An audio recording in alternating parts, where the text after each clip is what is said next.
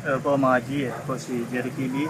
Support lang po kayo lagi sa YouTube channel ko, Jerry TV po, 25, pati ang TikTok, Jerry TV 25, pati ang aking Facebook.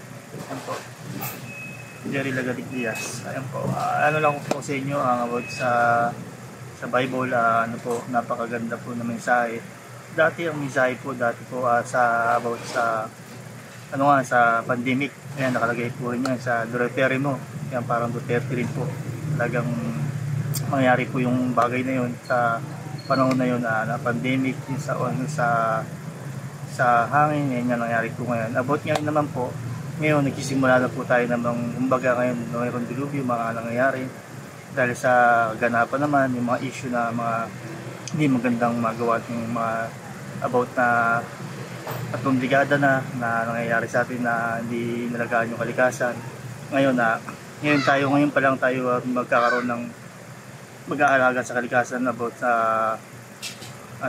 mining. Ayan, ano na po yung mining natin, matitigil na po, talagang ititigil yan ng presidente kasi ayun po yung totoong may po sa kalikasan na gusto niya pong ring mawala ang mining. Sana po magdire-diretso na.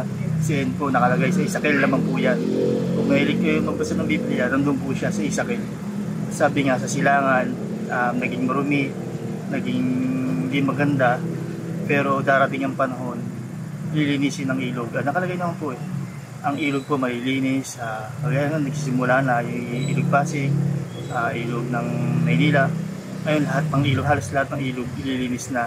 Magkakaroon man ng bagyo, ganyan po magkakaroon ng simula.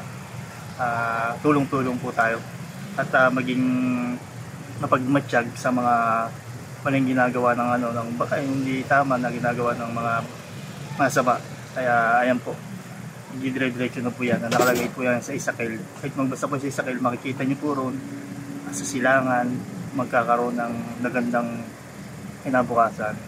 Ang ilog at puno makakain po yun. Ezekiel, ayan po napakaganda. Kung sa panahon ni Duterte mo, kita nyo po yun.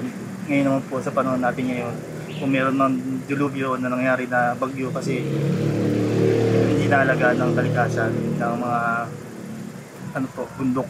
Kaya dapat alagaan ng bundok talaga. Ayan, ngayon alagaan po nila. Tulong-tulong tayo at sama-sama. Naniniwala po ba kayo na sa sinabi sa about sa Biblia? Ako naniniwala po ako. Mangyayari po yun. Kunting panahon na lang.